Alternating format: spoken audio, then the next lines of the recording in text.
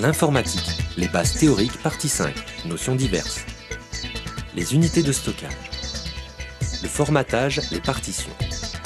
Pour mieux se retrouver sur une unité de stockage, on peut la découper en parties appelées partitions. Ces partitions doivent être formatées pour être reconnues, lues et écrites. Historiquement, Microsoft Windows a imposé son format originel, le FAT, mais celui-ci souffre de nombreuses lacunes de fiabilité. On le trouve néanmoins sur de nombreux périphériques de stockage, car il reste le seul compatible avec tous les systèmes. Grand frère du FAT16, il a été supplanté par le NTFS, maintenant assez bien accepté dans la plupart des ordinateurs. Microsoft restera encore un moment leader sur le marché informatique familial. Montage et démontage. Pour utiliser une unité de sauvegarde externe, l'ordinateur doit monter le système de fichiers pour y accéder soit en lecture seule ou bien en lecture-écriture. L'utilisation ne pose alors aucun souci, mais dans le cas d'une unité réinscriptible, comme un disque dur ou une clé USB, il est préférable de s'assurer qu'aucune écriture n'est effective au moment de le débrancher. On parle alors de démonter un lecteur. L'expression « retirer sans risque » est souvent marquée dans un menu. En bas sur Microsoft Windows, à droite sur Linux Ubuntu. L'arborescence. Sur une unité de sauvegarde, on trouve des dossiers et des fichiers. Dans les dossiers, d'autres dossiers et d'autres fichiers. Dans les dossiers des dossiers, à nouveau d'autres dossiers et fichiers, etc. La ressemblance avec un arbre explique le nom d'arborescence. Chaque fichier ou dossier suit alors une route qui définit sa position qui peut être absolue ou relative. Pour mieux s'y retrouver, on nomme les dossiers et fichiers avec des noms facilement compréhensibles et repérables. Position absolue ou relative. Pour se souvenir de l'endroit où se trouve un fichier, on utilise usuellement des répertoires spéciaux des systèmes d'exploitation, comme mes documents, musique, vidéo ou le bureau. On parlera alors de sa position relative, car cette position considère le répertoire spécial comme point de référence. Dans le cas contraire, on partira soit du point le plus haut du système, ou le nom de l'unité. On trouvera alors pour pointer sur le bloc-notes de Microsoft Windows, c:/windows/notepad.exe, ou sur Linux un fichier de configuration /etc/défaut timidity. Les extensions de fichiers. Dans un nom de fichier, le point est utilisé indifféremment comme les autres lettres acceptées, mais les lettres qui suivent le dernier point nous donnent ainsi qu'au système des informations sur le type du fichier.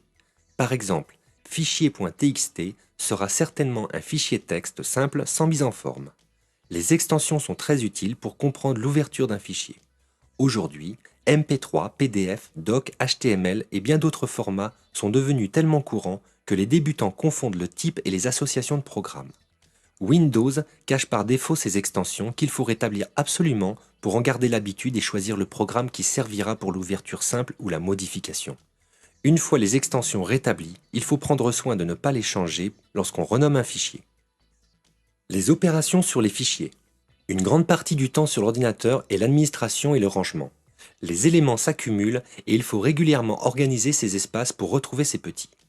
Un choix simple est de multiplier les sous-dossiers pour organiser sa pensée et anticiper le moment où l'on cherchera le fameux document de la réunion de mai dernier sur la concentration de stupidité dans les grandes agglomérations humanoïdes.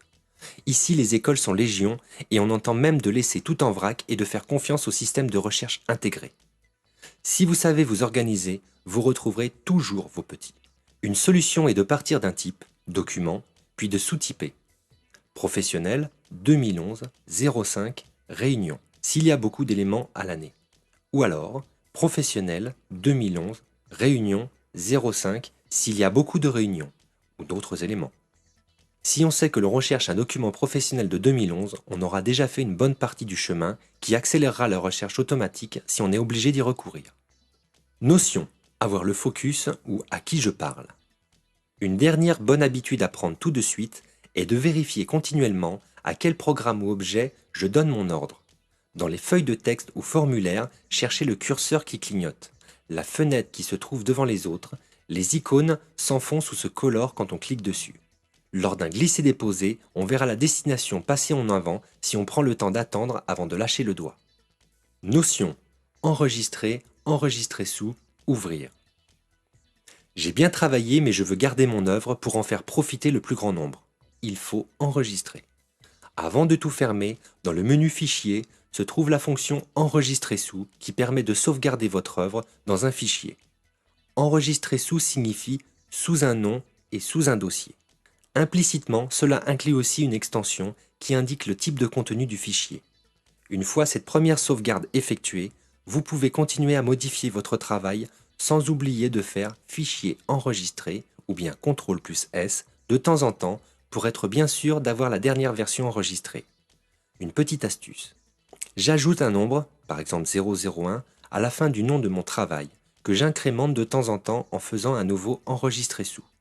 Je me retrouve alors avec mes fichiers suivis de leur nombre 001, 002, 003, au cas où je déciderais de reprendre mon travail à un niveau inférieur. De temps en temps, je supprime les premières sauvegardes pour n'en garder que les 2 ou 3 dernières. Le glisser-déposer ou drag and drop. Depuis l'avènement de la souris, l'utilisation graphique est la plus compréhensible lors des opérations sur les fichiers. Le glisser-déposer est le terme utilisé pour la copie ou le transfert d'un objet d'un endroit à un autre. Il faut alors considérer un point de départ, l'origine, et un point d'arrivée, la destination. On clique sur un objet et on le déplace sans lâcher le clic, jusqu'à son nouvel emplacement. Ça ira pour un élément, mais il est parfois préférable de le faire avec plusieurs objets. On fait alors une sélection multiple. La sélection, simple, multiple, ghost, le mage, le contrôle. Pour sélectionner un objet, on clique dessus. Le choix d'un autre objet désélectionne le précédent. Il existe différents moyens de choisir un ensemble d'objets. En choisissant un premier objet, puis en maintenant la touche majuscule, puis en cliquant sur un objet plus loin, ce sont tous les objets présents entre les deux qui seront sélectionnés. En maintenant la touche CTRL, on sélectionne et désélectionne individuellement des objets ou des groupes d'objets. On peut bien sûr combiner ces deux techniques dans l'ordre ci-dessus, car les deux fonctions ne sont pas forcément commutatives. Le Ghost, quant à lui, est une sélection graphique qui se fait avec la souris en dessinant un carré par ses coins pour sélectionner les objets inclus dans une zone donnée. Notion. Le copier-couper-coller. D'une façon générale, le copier-coller est l'art de simplifier des tâches répétitives. Le problème, après y avoir pensé, est de se rappeler des touches et de savoir ce qui va se passer et surtout où. Voici la procédure à suivre pour bien comprendre le processus. Simple, on sélectionne, on coupe ou copie, on pointe la destination, on colle. Un peu plus détaillé, on sélectionne ce que l'on souhaite copier ou couper. Lors du couper, l'objet disparaîtra ou deviendra opaque à son emplacement d'origine. Dans le menu édition, on choisit copier ou couper. On va donner le focus avec un clic à l'endroit où l'on collera. Dans le menu édition, on choisit coller. Pour éviter les menus, on peut utiliser les raccourcis clavier, couper, CTRL+X, copier, CTRL+C, coller, CTRL+V. Copie, déplacement, raccourci. Lorsqu'on clique sur un objet comme un fichier et qu'on le déplace dans un autre endroit comme un autre dossier, le système est programmé pour être intelligent. Si vous restez sur le même volume, par défaut, le système considérera que vous souhaitez déplacer l'objet, votre fichier. Si vous tentez de déplacer sur un autre volume, une clé USB par exemple, pour le système il sera question de copie pour éviter les erreurs et les pertes. Vous pouvez modifier ce choix en utilisant les touches Shift ou majuscule ou CTRL. Lors d'une copie sur un volume différent, la touche majuscule déplacera au lieu de copier. Lors d'une copie sur un volume identique, la touche CTRL copiera au lieu de déplacer. Notez que l'on peut copier un objet dans un même emplacement.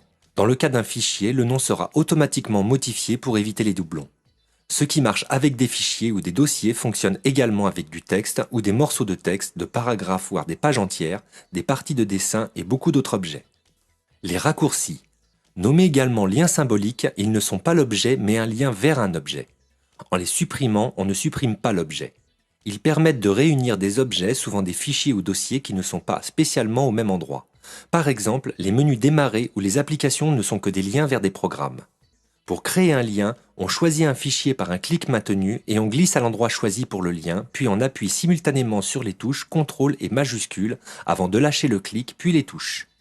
On reconnaîtra en bas à droite de l'icône une petite flèche qui indique qu'il s'agit d'un raccourci. Notez que le raccourci peut être déplacé, mais pas le fichier vers lequel il pointe sous peine de rendre invalide le raccourci qui sera alors incapable de savoir où le fichier d'origine est passé.